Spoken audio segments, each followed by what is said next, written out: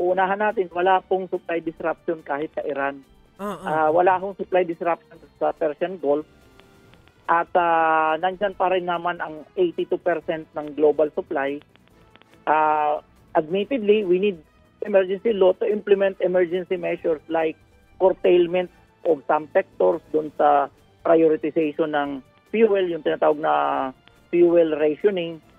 But of course, since 1970s, mas malala ang gera nun. Pinagtulungan ng Israel ng almost 5 Arab countries.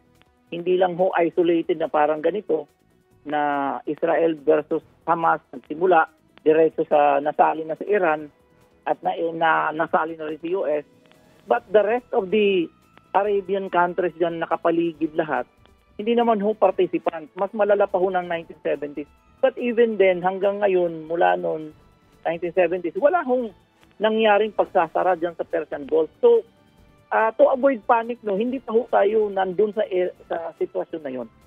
Medyo malayo pa ho tayo, mas malala pa nang nangyari noong 1970s kaysa sa nangyayari ngayon. At ngayon nga, for 12 days after nung June 13, pinag-uusapan na yung peace talk, no?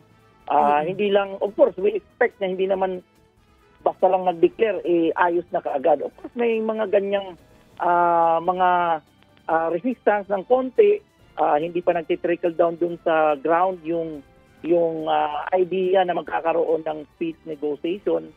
But eventually, magkakaroon ho ng ganung usapin kasi papunta na ho ang direksyon ng US at mukhang susunod naman sa Israel dyan. Hindi naman siya tataliwas no sa US being the close ally, no? So, napakalayo ho ito ng sitwasyon ng 1970s. So, wala ho, masyado pa ho malayo sa ganung sitwasyon.